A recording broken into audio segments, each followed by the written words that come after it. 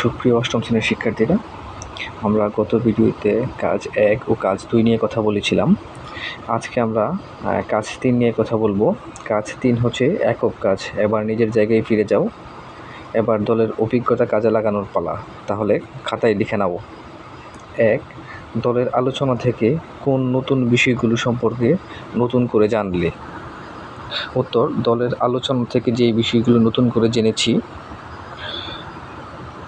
প্রথম যেটা আছে এটা হচ্ছে যে কোনো খেলার পূর্বে প্রাথমিক চিকিৎসার ব্যবস্থা গ্রহণ করতে হবে।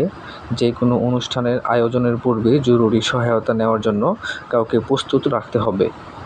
সাঁতারের জন্য আরামদায়ক ও মানানসই সাঁতারের পোশাক ব্যবস্থা রাখতে হবে। সাঁতার প্রতিযোগিতায় লাইফ গার্ডের উপস্থিত নিশ্চিত করতে হবে। সাঁতারের জায়গা লাইফ গার্ডের নির্দেশনা মেনে চলতে হবে। খাবার রান্নার ক্ষেত্রে সর্বোচ্চ পরিষ্কার পরিচ্ছন্নতা বজায় রাখতে হবে। 2. এই কাজগুলো তোমার প্রস্তুতিতে কী ভূমিকা রাখবে? উত্তর: এই কাজগুলো আমাকে আমার প্রস্তুতিতে ইতিবাচক ভূমিকা রাখবে।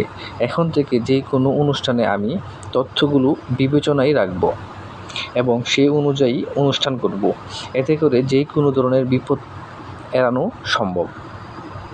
3. তোমার খাতায় চূড়ান্ত তালিকাটি তৈরি করো। উত্তর: নিচে চূড়ান্ত তালিকাটি উপস্থাপন করা হলো। সাঁতার প্রতিযোগিতায় আরামদায়ক ও মানানসই সাঁতারের পোশাক পরিধান করা। সুইমিং ক্যাপ, গগলস ব্যবহার করা। সাঁতার শুরুর আগে হালকা স্ট্রেচিং এবং ওয়ার্ম আপ করা। প্রয়োজনীয় শারীরিক শক্তি ও স্ট্যামিনা তৈরি করা। সাঁতার শুরুর আগে ডাক্তারের পরামর্শ নেওয়া এবং শারীরিক অবস্থা সম্পর্কে নিশ্চিত হওয়া। লাইফগার্ডের উপস্থিতি নিশ্চিত করা। সাঁতারের জায়গায় লাইফগার্ডের নির্দেশনা মেনে চলা। খাবার রান্নার ক্ষেত্রে সর্বোচ্চ পরিষ্কার পরিচ্ছন্নতা রাখা। প্রচণ্ড গরমে ঝুঁকিপূর্ণ খেলায় অংশগ্রহণ না করা। এখন হচ্ছে কাজ 3। কাজ 3ও একক কাজ। 1. বনভোজনের সবার জন্য নিরাপদ খাবার নিশ্চিত করতে তুমি তাদের কী বিষয়ে সচেতন করবে? উত্তর: বনভোজনের সবার জন্য নিরাপদ খাবার নিশ্চিত করতে আমি তাদের বিভিন্ন বিষয়ে সচেতন করতে পারি। এগুলো হলো: খাবার ধোয়া। সকলকে জোর দিয়ে বলবো যে কাটা সবজি ও মুরগি ভালো করে যেন ধুয়ে তারপর রান্না করতে হবে। ধোয়ার সময় প্রচুর পরিমাণের পানি ব্যবহার করতে হবে।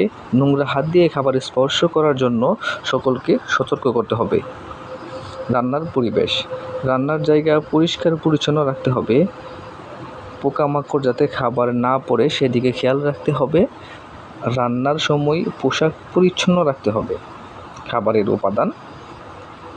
খাবারের উপাদানগুলি যেন তাজা ও ভালো মানের হয় সেদিকে খেয়াল রাখতে হবে। মুরগি বা মাংস যেন ভালো করে রান্না হয়। খাবারে যেন অতিরিক্ত মশলা বা তেল ব্যবহার না হয়। খাবার পরিবেশনের আগে ভালোভাবে হাত ধুয়ে নিতে হবে। খাবার পরিবেশনের সময় পরিষ্কার পরিচ্ছন্ন পাত্র ব্যবহার করতে হবে। খাবার ঢেকে রাখতে হবে যাতে পোকামাকড় না পড়ে। খাবারের অপচয়। খাবার যেন অপচয় না হয় সেদিকে খেয়াল রাখতে হবে। প্রয়োজনের চেয়ে বেশি খাবার রান্না করা উচিত নয়। অতিরিক্ত খাবার যদি থাকে তাহলে পরে খাওয়ার জন্য সংরক্ষণ করা যাবে। 2. কেন তুমি এই বিষয়গুলো সম্পর্কে তাদেরকে সচেতন করতে চাও? এই বিষয়গুলো সম্পর্কে সচেতন করার কারণ: নিরাপদ খাবার খাওয়া আমাদের স্বাস্থ্যের জন্য গুরুত্বপূর্ণ। অপরিষ্কার খাবার খেলে আমরা বিভিন্ন রোগে আক্রান্ত হতে পারি। বনভোজনে অনেক মানুষ একসাথে খাবার খায়, তাই নিরাপদ খাবার নিশ্চিত করা খুবই জরুরি। সচেতনতা বৃদ্ধি করলে আমরা সকলেই সুস্থ ও নিরাপদ বনভোজন উপভোগ করতে পারব। তো এই ছিল ভিডিও। এর পরবর্তীতে বাকি যে 3টা কাজ আছে ওইটা ইনশাল্লাহ শেষ করার চেষ্টা করব।